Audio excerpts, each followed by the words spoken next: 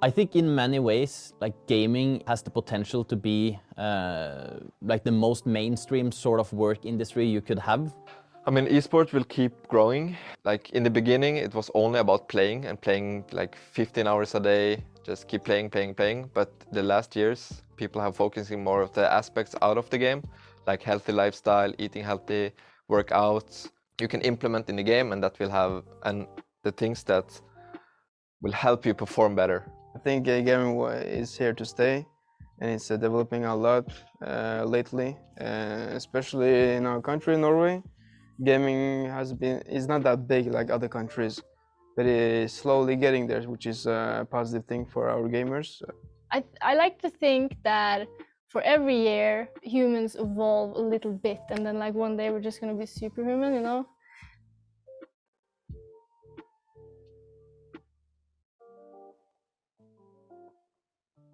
My name is Magnus and my nickname is Hyper, and I'm playing FIFA. I didn't take it professionally before FIFA 17 or FIFA 18, but before that I was just playing casually. My name is Arkan, and I'm used to be called Arko or Notorious Arko, and I'm playing FIFA. Gaming has changed my life with so many reasons, so it's crazy that where we've become right now. I was a professional Counter-Strike Global Offensive player, or a CS player, as many people know. I went under the nickname, how do I pronounce it in English? ANDZ, I guess you could say, ANDZ. My name is Lara, and I'm currently 23 years old. My game is Counter-Strike Global Offensive. I hate streaming, but I love it as well, because it's what I started doing, and it's my favorite because I get to talk to all these people. I can't concentrate as well, my PC isn't performing as well, people are meanies, honestly. So it's just, sometimes it's fun, sometimes it's annoying, but I'm gonna do it till I die, probably. Okay, so I'm Umid. I go under the gamer nick Touch. I play support and I play League of Legends. Started to play this game in 2012, Season 2 in the League of Legends world. In 2014, I got my first professional contract. I moved to Turkey and played in the Turkish league, and I have participated in the World Cup, or like World Championship it's called. I played in Norway, I played some tournaments in Denmark, Sweden, Germany, like all over Europe. You travel a lot as a professional gamer, and you learn a lot. You experience different cultures.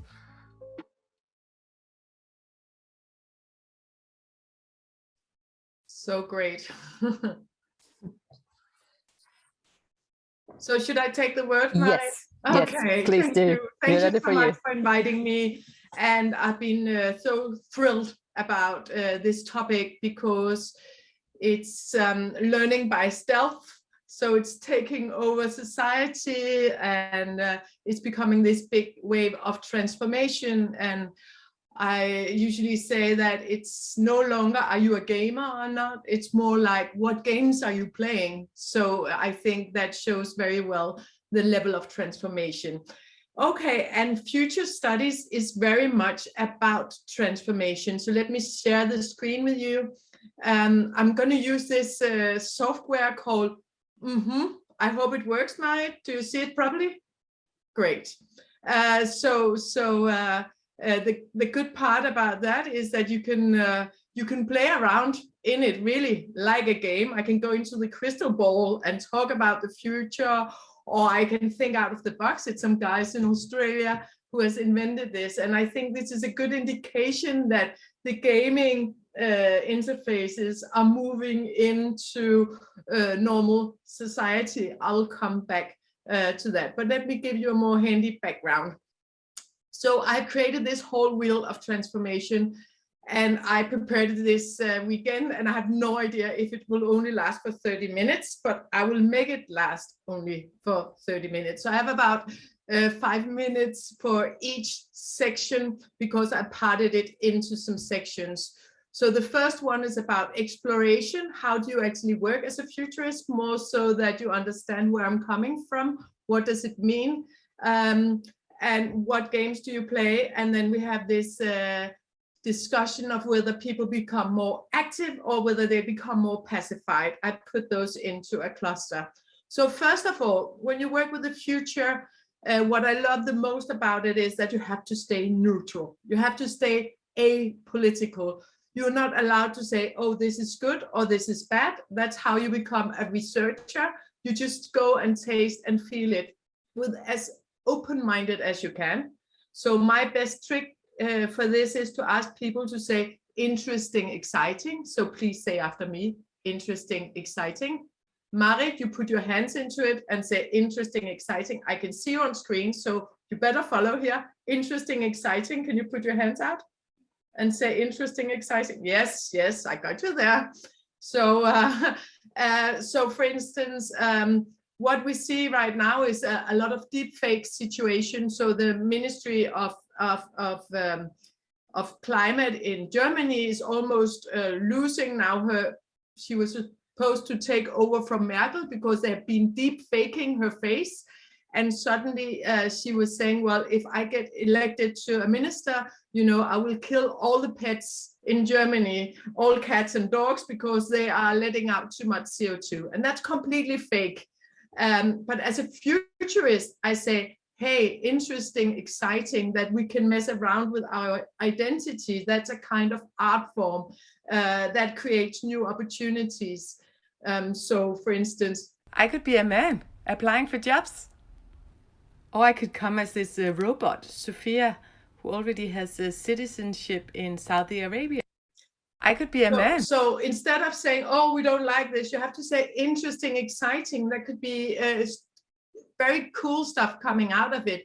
By the way, I film myself in the afternoon, so I look nice and the makeup is there. And then when I meet with Australia at 7 o'clock in the morning, you know, I can put my deep fake video on and I look perfect rather than having these morning pictures. So if you don't say interesting, exciting when looking at the future of gaming, you lose out a lot.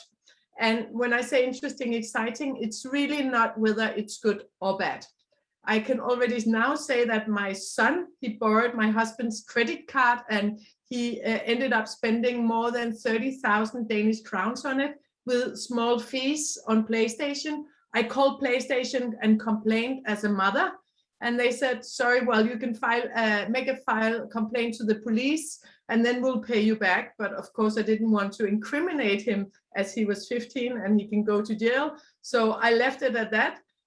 But as a futurist, I say interesting, exciting that it can become so addictive. As a mother, it was a different story. I kicked him out of the room. I rented his room out to a Syrian refugee who then lived there and paid back slowly, and he got a job and now he has a girlfriend and the problem is solved. But as a futurist, you have to do the same as me for the next half an hour. Is really to say interesting, exciting. Then we can, as decision makers later on, or as university researchers later on, decide what to do about it. So for instance, we're having an opportunity to animate these still pictures so we can see our ancestors. They can actually be involved in the gaming and we can bring old people to life. Then we have this other. 엄마 어디 있었어? 엄마 내 생각했어? Okay, so this video is it's really hard. It's really the mother is entering a game with her dead daughter from South Korea, and she's trying to deal with the fact that she has lost her daughter. And I think that's so interesting as a futurist on how you can start working on these rooms. And well, I'll send you the links to some of these films, but that is, for me, I say interesting, exciting that you can actually bring people back into life, both your grandmother and your child, whatever it is, and you can actually go into a kind of virtual gaming situation with them. So really, it's not about whether you're a gamer or not. It's really what games are you playing. There are so many opportunities within Liselotte, if you want to have full screen, then that'd be great. I'm not sure if you know that, but it's not full screen. Isn't it? Oh, then I haven't shared it properly. Let me just go back.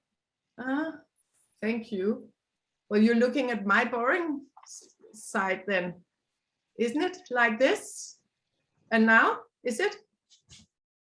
Christian? Perfect. I'm sorry about that. So that was my intro to being a futurist. You have passed that test now. We move to the next level. Now I heard all the principle of engagement, so we are moving on.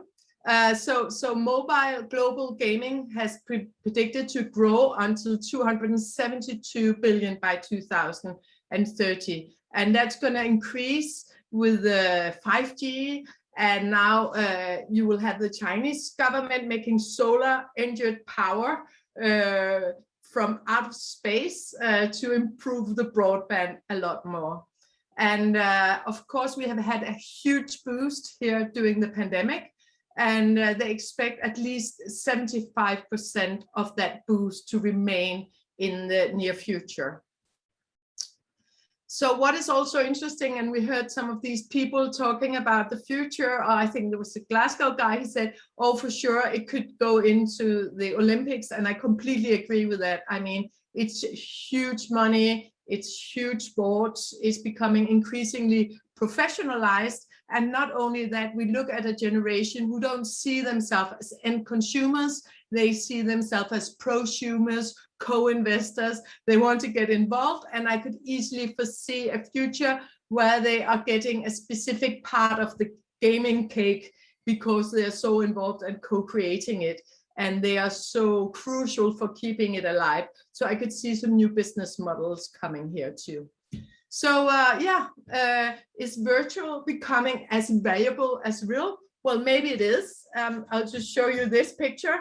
It's a Japanese guy who has bought a virtual dress for his wife for 7,500 UK pounds. And I mean, it's like 70,000 Norwegian crowns, and it's like crazy because, you know, it doesn't exist. But she can use it whenever she's gaming, or she can use it at TikTok, or she can use it at Instagram, or she can use it at LinkedIn. And to her, it's really valuable. And again, if we look at the gaming scene, well, we can see that the number of break-ins have gone down radically, but the stuff that is bought in virtual space is increasing dramatically. So a lot of money on stake there. What we look at as futurists is counter trends as well. So the police has been working really hard to stop graffiti and to stop people making problems on the street. Well, basically, it's not the police that have solved that, it's the gamers themselves. Basically, they don't spend time on the streets anymore. So street violence and graffiti has gone down markedly because they're actually spending more time at home. And that's a kind of counter trends, which are always interesting to watch. So moving to the passive-active dichotomy, I think it's extremely the most important question at all, especially if you look at skills of the future. Will we have people who are watching the big baking competition just binging one after the other, or will we actually create people who go to the kitchen and create the cake themselves? And here you have the interactivity with Google introducing increased protection, so you will have a little less ludomania and more constructive interactions for the kids. I think a solution here is definitely going to come from, for instance, New Zealand, who's working with a well-being budget. So you actually have all these data points that actually measure, am I thriving better? Am I getting to become a happier person? Do my network improve? How is my employability rate? And it's really interesting, since they have started creating well-being budgets, as opposed to just measuring on the economy, they have found out that the psychological well-being is the best investment at all in any country. So you need to protect that, because if that works, we can work, we can study, we learn a lot, we make friends, we get nice kids, so we get into a positive circle. And I'm quite sure those technologies are now moving into the gaming. So what does it mean? And for instance, in China, they have decided in some citizens areas because they were measuring on people, and they said, well, they're really tired the next day because they sit there and they game all night. So they come to work like if they have a hangover the next day. So they're basically shutting down the internet between 10 o'clock at night and 6 o'clock the next morning, and they have measured on people's performance. So it's all about the right balance, because at the same time, we see a whole new kind of student who doesn't want to sit through 5 years of passive curricula at the university and then go into the labor market, but who's really into putting together the pieces and the qualifications they need in the most fun and engaging way possible in order to bring some skills into the world. So definitely it's interesting, exciting, and it's not black and white in any case. I think a great example is from Norway. Basically it was a boy who had this ALS, where you end up in a wheelchair, and he died at the age of 22, and his parents were so upset. They said he never had any friends, you know. He was always sitting there with a dark room, the curtains rolled down. And at the funeral, you know, 500 kids were turning up from all over the world that he had been gaming with, because yet he had been in a wheelchair, but in the gaming field, he'd been the strongest man at all. And I think that's such a beautiful understanding of how it can be explored in many different ways. Okay, so what we look at as futurists is democratization, how much idea flow, how many people will get in, how much activity, because otherwise it will become these geeky fields of people, and they will be sealing off from the rest of the world.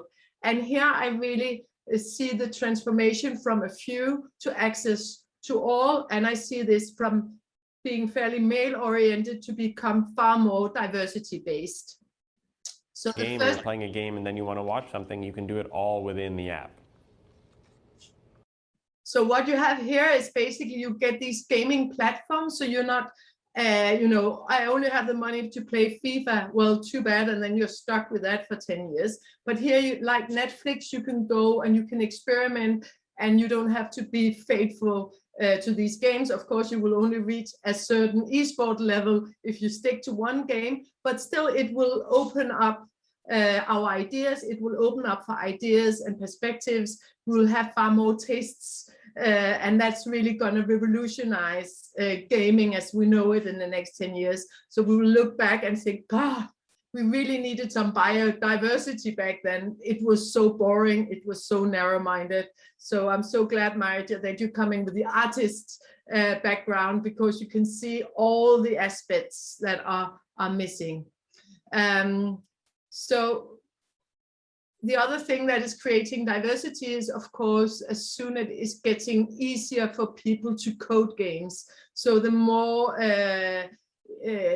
we can put together the things, as we are already used at putting together our avatar, but when you start putting together the gaming motor yourself, also there, as it gets easier, you will have a completely different storyline entering these games. In terms of diversity, we can see that more and more women are entering the field.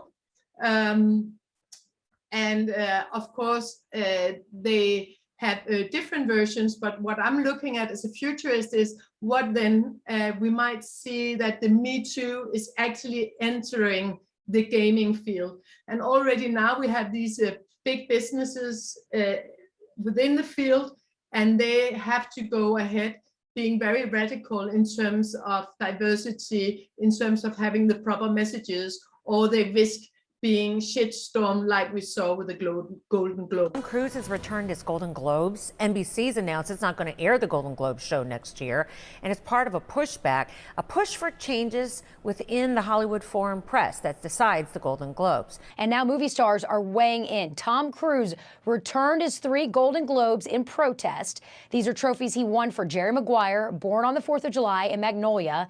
And earlier this week, Scarlett Johansson urged Hollywood to cut off the group after she says she faced behavior that bordered on sexual harassment at their events. So I'm just giving you some headlines, right, to work on. So I have a lot of stuff here.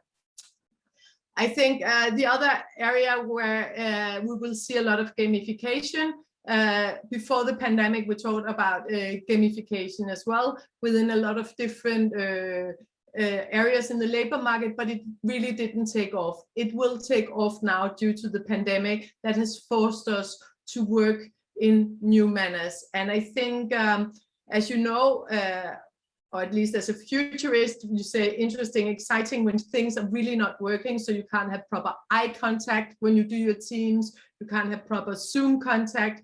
And now Zuckerberg has just been out talking about how we can gamify and how we can create these meetings far more interactive. So we are almost entering a kind of virtual world.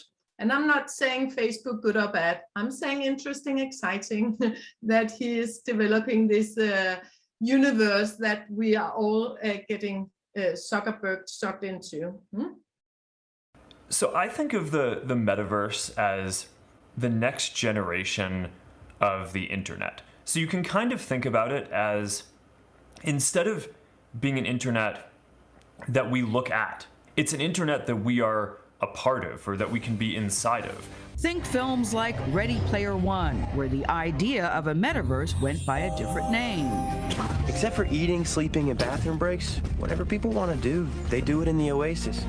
I always wanted to help build this kind of immersive system that you could be in with your friends and feel like you were present together, but go explore, other planets or other periods of time, or play games together, but feel like you were really in it together. Do you like my glasses? I like it in here. Your avatar looks great. This is my first virtual reality interview. How about It's you? mine too. My right. first virtual reality interview too. Isn't it good? Excited to do this with you. Isn't it good we can do this together? So how long have you been working on this? Were you getting all zoomed out? Because I was thinking I was getting zoomed out. Were you getting zoomed out? So we actually started working on this even before COVID. So I think of the that is one part of that future. And I really suggest that you watch some of the Black Mirror episodes where you have your own avatar. Don't get spooked out, just think interesting, exciting, and imagine. I think then you will have all the sensations coming virtually. One thing is holograms that we will be able to touch and feel. And one science that is coming now is that we will actually be able to taste. So you will be able to lick your screen and you can taste. So you can serve virtual food. So I think that is really cool for the artist part, that we can suddenly create any kind of food digitally. We'll have democracy there, instead of that you need to buy the expensive raw material. And you can also imagine that you go on a Tinder date with your avatar and you taste them or whatever. It's interesting, it's exciting. We have to find out how we're going to use that technology. So basically, like you can do any color with the main colors, you can do any taste, and it's generated electronically, which should make it more fun going for a virtual coffee anyway, or a cake, and a great diet. In terms of holograms, again, holograms that you can touch and feel, which will create some more interesting pictures here. Looking at the labor market, it has really exploded in terms of gaming, in terms of virtual recruitment. So these, what are they called? You have to solve a riddle as a team in order to get out. Escape rooms. They have become virtual, and some consultancies are actually asking people to solve a riddle together with their new colleagues. So already as a team, they have to fix things as a part of recruitment process online. So it's becoming a part. Adoption, the training of empathy. It can be very hard for parents to have a child which has been molested or been abused. And the parents then put on the virtual reality and they find out what sort of traumas and crises the child has been through in order to be better at adopting the child when it gets home. Because due to the pandemic, all the borders have been closed down. it has been impossible to go there and visit. So these children that you were supposed to adopt as tiny babies, they will, they have grown. And so this is a way to prepare the parents for what they have actually been through. So what we see looking at the labor educational market is probably from if and when education that we have today, when you sit nice, politely and watch the teacher for years and years, and then hopefully you will use it for something, to the fact, and we have known this since the 50s, that the forgetting curve is more like 80%. So tomorrow you will have forgotten 80% what I'm saying today, I'm sorry to say.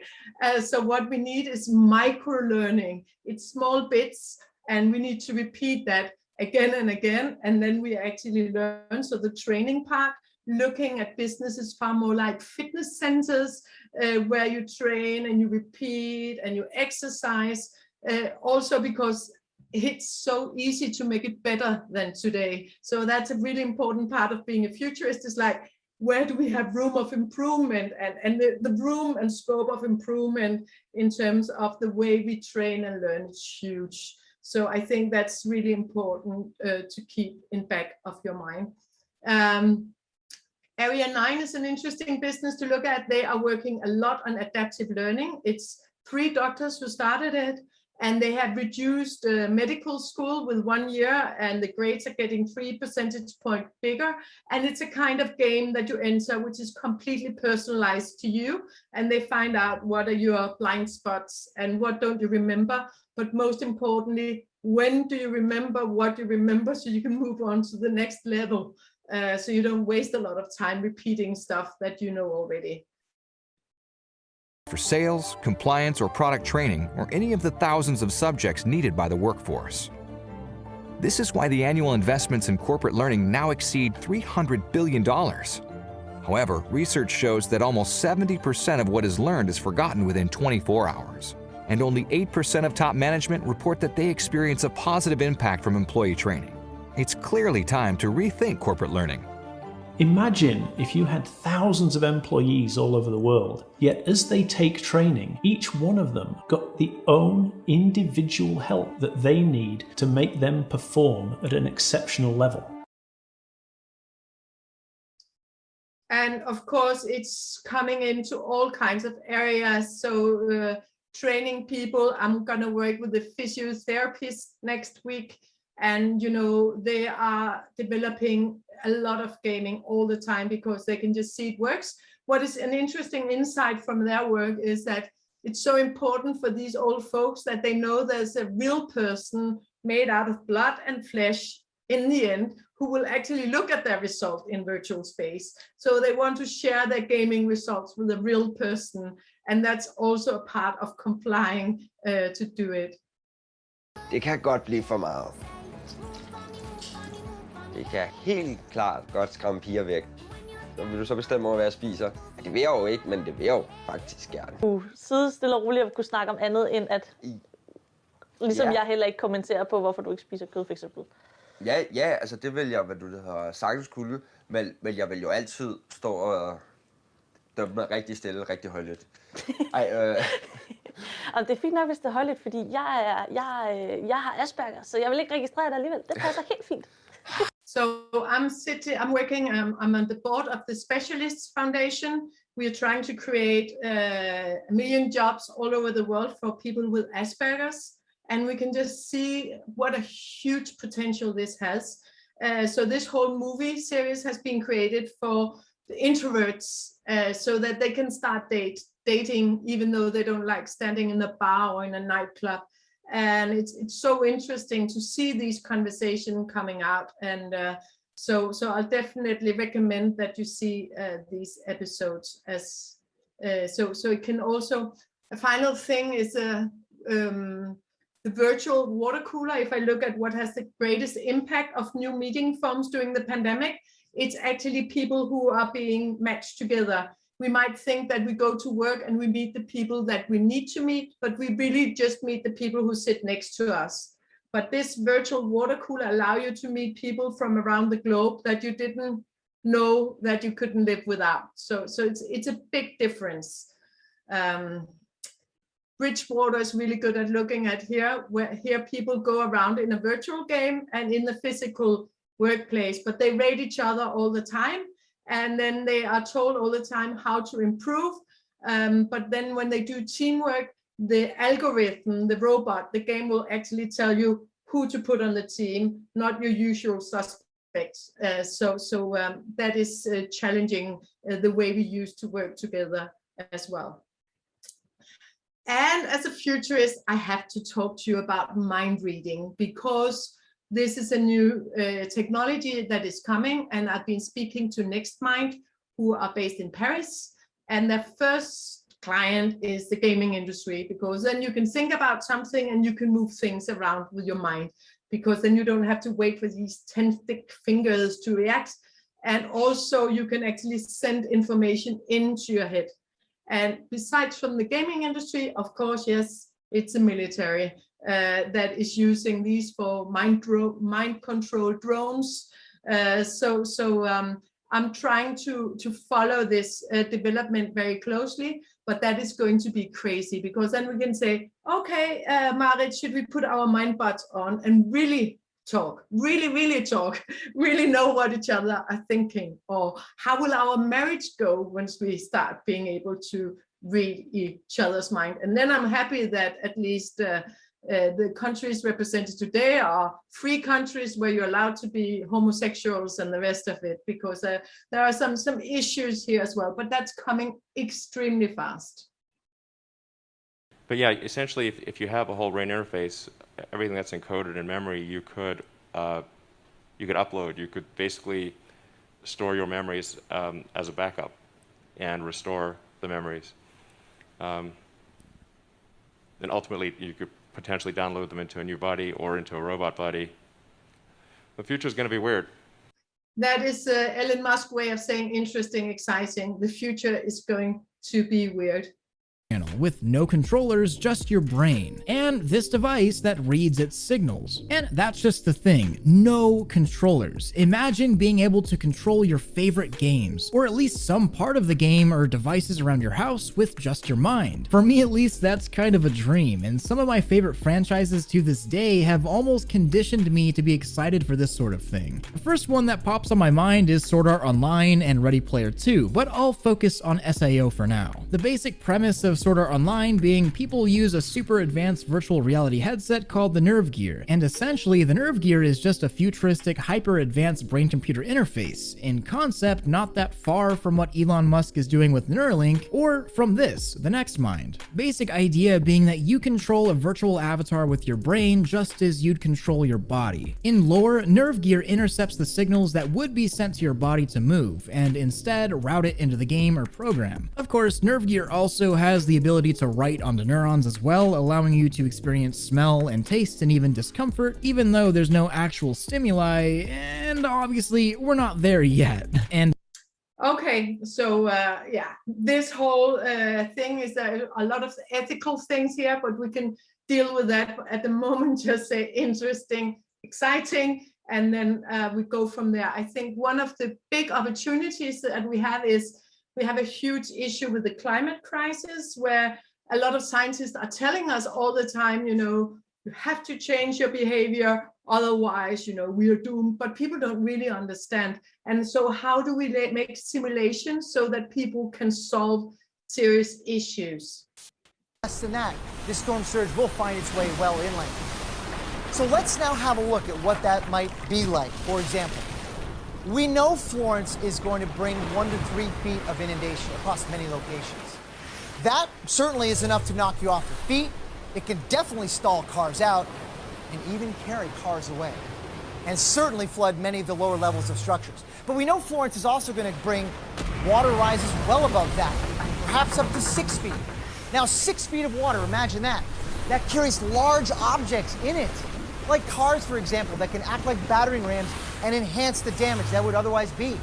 And okay, so you got the point, you're already thinking, whoa, it's a much stronger message than talking about how much CO2 is being let out when you eat your steak in the evening. Or so how do we use the gaming facilities to make better decision-making processes? I am working at ENISA right now, the European Union for Cybersecurity, and they say one of the biggest crises facing society at the moment is actually a complete shutdown.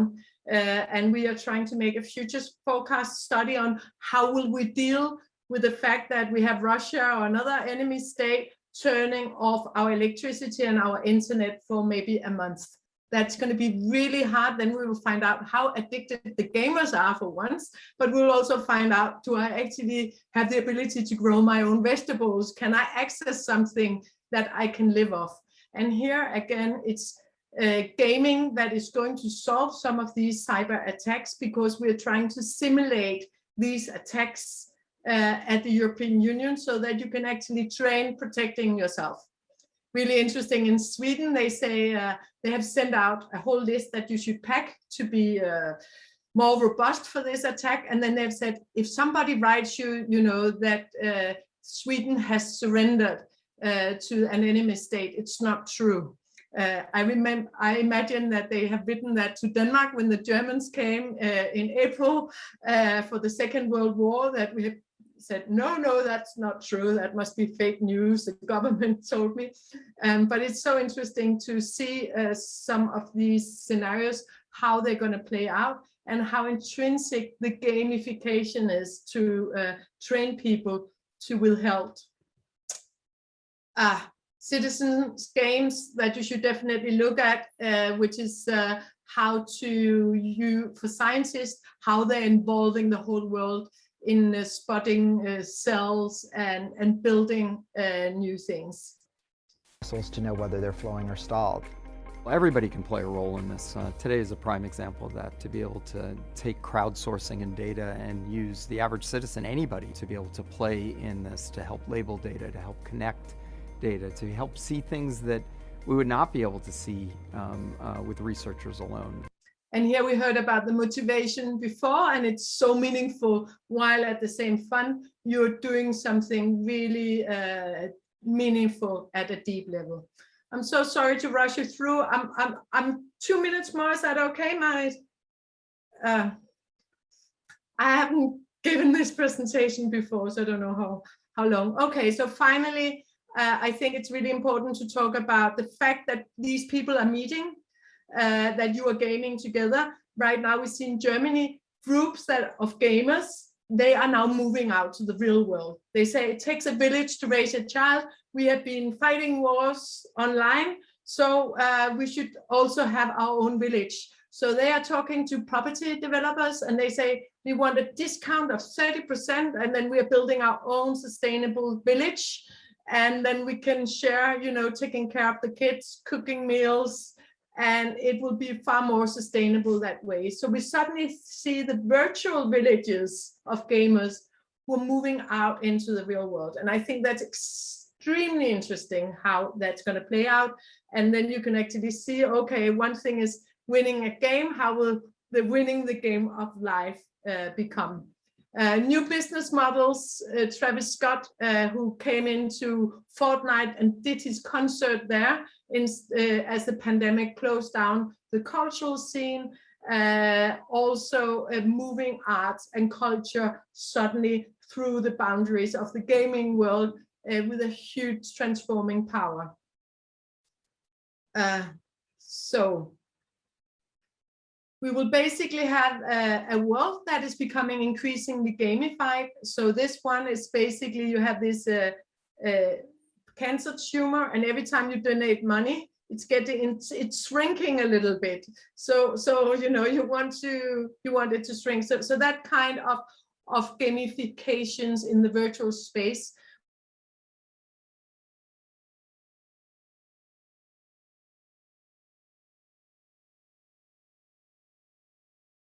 As sausage or whatever. And I'm sorry to say, it just works really well.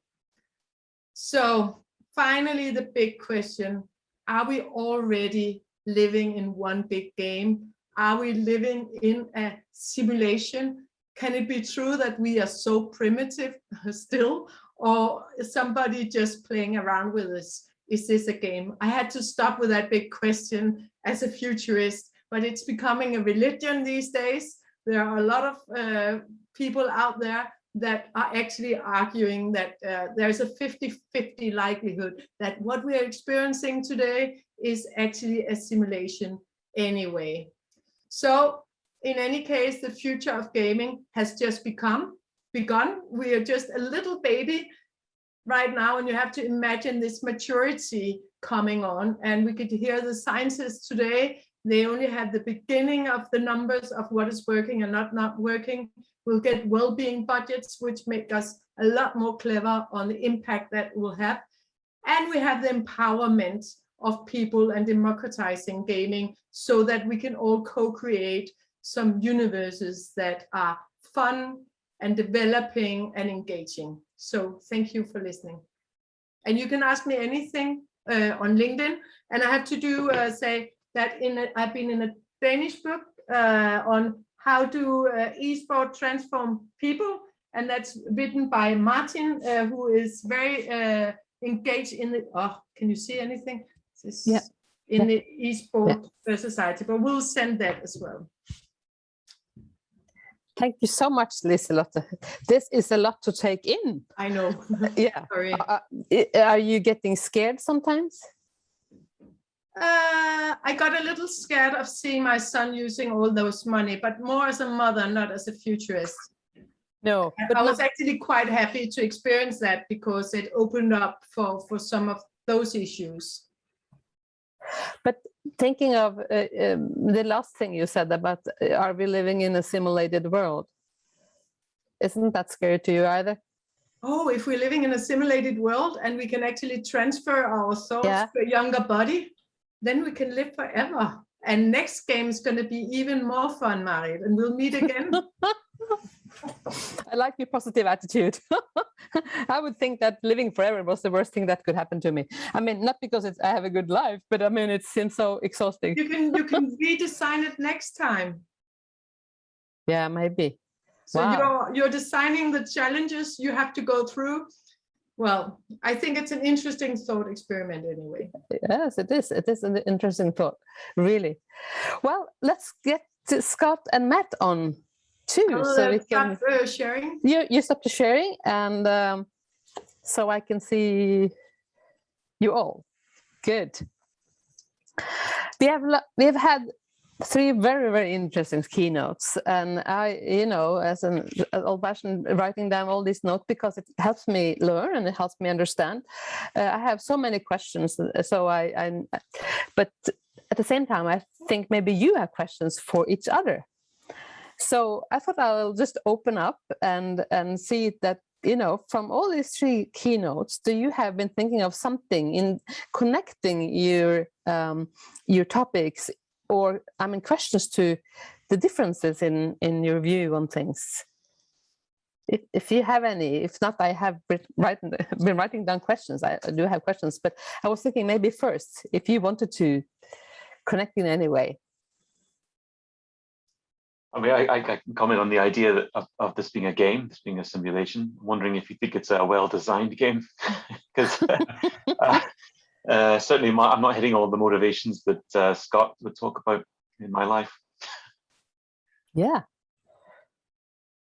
Yeah, I really have enjoyed participating and hearing both of your talks. I think what's nice is we're all kind of approaching possibility and potential from different angles, but I think there is something that brings it all together, which is, I think, the overall, we all have different stories of possibility, and and how these things connect, and I think kind of culminates in the what if we're all together in a simulation. And I don't know, that's a rabbit hole that would be fun to go down over a pint, but I'm not sure we have time for here. But, No, if we met in person, we should have done that, really. But I was thinking, going back to your, did you want to say something, Liselotte, maybe? Did you have a question for them or comment? Oh no, I think I really loved your presentation around engagement, and I completely agree. Reality is a really horrible simulation because it's so boring compared to all the stuff you can do. Yeah, I think it's it's extremely cool, and I can't help thinking about another thing as a futurist is what we see as well is that chatbots are developing very fast, and we have a kind of a feedback crisis. So we get machines to give us a lot of feedback, but there's people-to-people feedback. The actual ability of talking to one another, we have stopped that. We don't ring each other anymore. We send a text message. I was in Oslo yesterday. I couldn't find the National Theatre. It's sticked in the ground. And I saw a lot of people walking there, but I couldn't ask anybody because everybody were having earbuds in, and they were basically in another reality somewhere else than I was. So I couldn't disturb them and ask them how to find the tram station. And so somehow we can see now researchers showing that gamers have done well during the pandemic because they have kept a social life. So that has something in it.